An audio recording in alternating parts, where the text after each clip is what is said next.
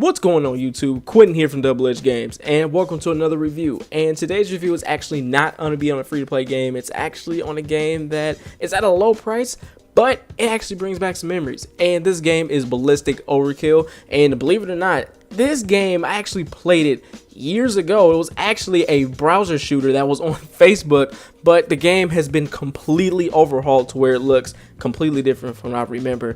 Visuals looks better, gunplay looks better, everything about the game just looks better. But then again, does this game actually hold up to today's standards and most shooters? Does it have a lot of content that holds you over? Is the gunplay exceptionally well? And also, the key thing is it just fun? Well, let's go ahead and figure out in today's review.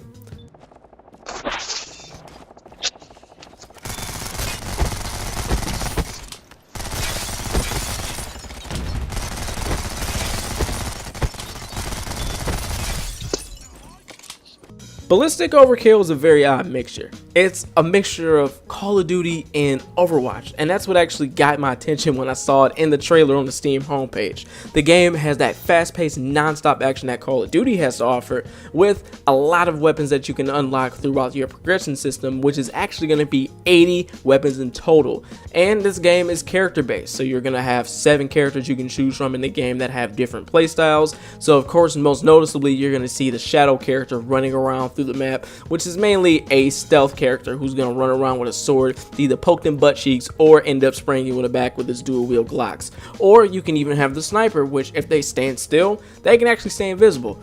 And if you ask me, that's the most annoying shit in the game.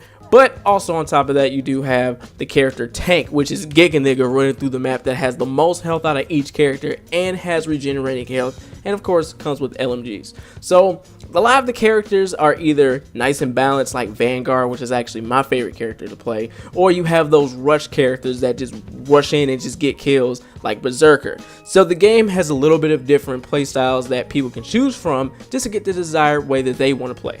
So of course, if you're someone who's been with this channel for some time, you already know how I get down. And if you're new, just gonna let you guys know that it's double edged for a reason. One end, I'm gonna be giving positives that I can talk about the game, anything that I enjoyed with this game, any positives I can think of. And on the other end, it's just gonna be all the negatives, anything that I hated throughout the game or thing that needs work.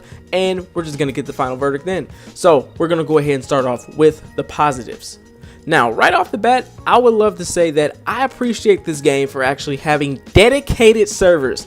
I repeat, dedicated servers. This game is one of the few games out of Steam's early access that actually left early access, and this game actually has dedicated servers in it. Even though, I'm not gonna lie, this game is not as well populated as you think because this game is still fresh, it's just starting out, but the game still has dedicated servers. And I'm not gonna lie, the servers aren't magical, but if you can find you a decent server with great ping, you won't have that many lag problems. But of course, there aren't that many servers, dedicated servers for those regions. So if you end up in like a South America server or shit, a Russian server, whatever it may be, you know your ping is gonna be hella low. So the fact that this game even has dedicated servers, that's a big plus. There are AAA games like For Honor that doesn't even have dedicated servers, and that shit costs $60 when this game actually costs $12.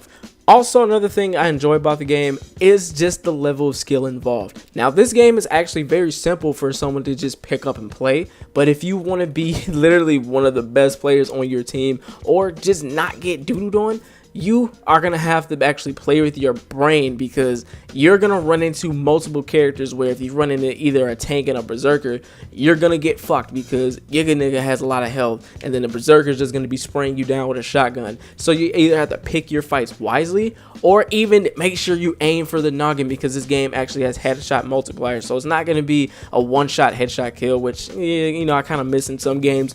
But if you're actually very accurate, you can actually even take out both of those players if they're not even skilled enough. So if you're able to land a lot of shots on the noggin, you can get both of them killed and you escape with maybe at least 20 health if you're playing Vanguard. But I mean, if you're playing a character like Shadow, you're gonna get wrecked. But that is one thing that I enjoyed about the game, was the fact that there is a level of skill actually involved. So you just don't run around the map spraying your dual wheels thinking that you're gonna get killed. I've seen plenty of Shadows get wrecked doing that, and I've wrecked plenty of Shadows for doing it. Now, I don't know who had the creative idea of making the color palette just pop like this, or who chose this color palette, but everything just seems to pop in this game. Even when you get a kill notification on your screen and see those bright colorful letters pop up, everything just pops. And it's not using a ton of colors where it just looks like a bunch of throw up. Everything just seems to pop. The colors just look amazing in this game. So whoever had the idea for the color palette, kudos to you, man. The color palette looks nice.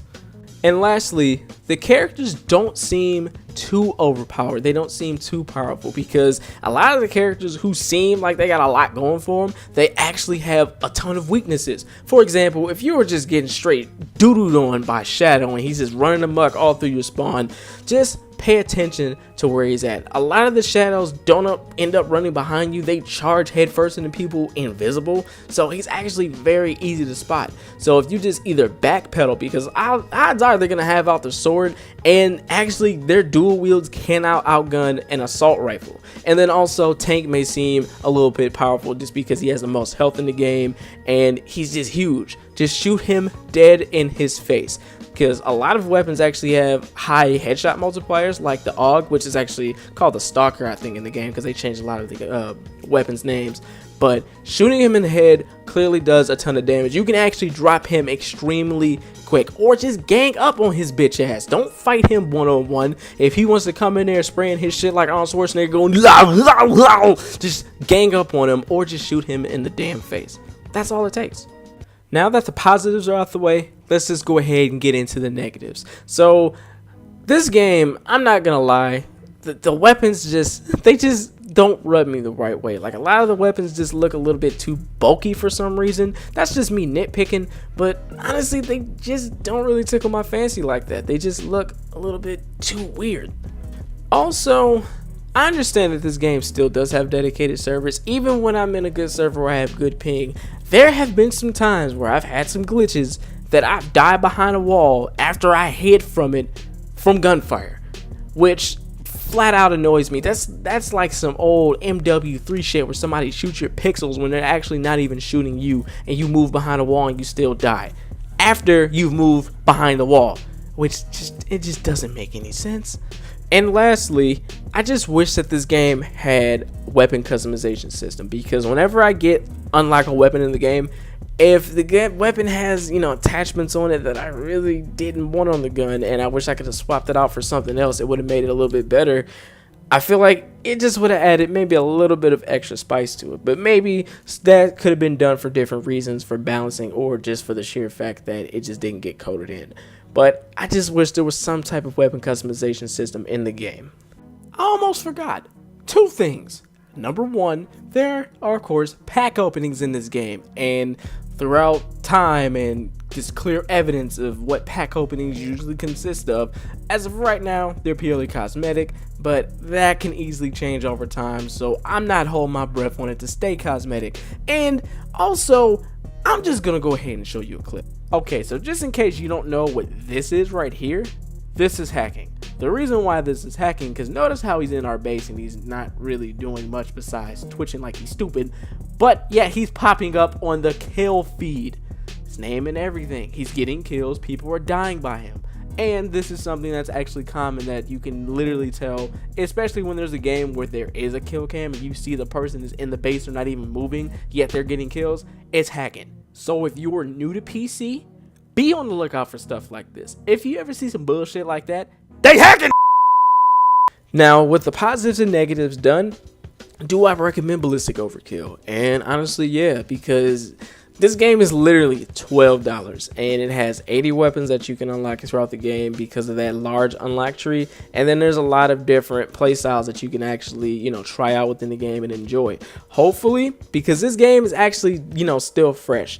Hopefully they're going to be adding in new characters, new weapons, new ranks, and whatever else could be going through. So hopefully they're going to keep this game alive, because if they just leave it just those characters and don't do shit else with the game, then that's just going to make your game literally die off. So hopefully they can keep the content rolling in. And yeah, I would definitely say give Ballistic Overkill a try. And it's actually holding a mostly positive on Steam. So it looks like I'm not the only one that actually enjoys the game. So hopefully you guys will give it a shot if you got $12 in your Steam wallet, or left up on your card. I'll definitely say give it a shot. So I'd like to thank you guys for tuning in, and I really hope you enjoyed this video. And as always, if you guys are enjoying the reviews, remember, I'm actually open to any suggestions. So if you guys do have a game you want my 2 cents on, leave it in the comments down below, and I can see to getting a review out. So I'd like to thank you guys for tuning in. This is Quinn from DoubleEdge Games, and peace out.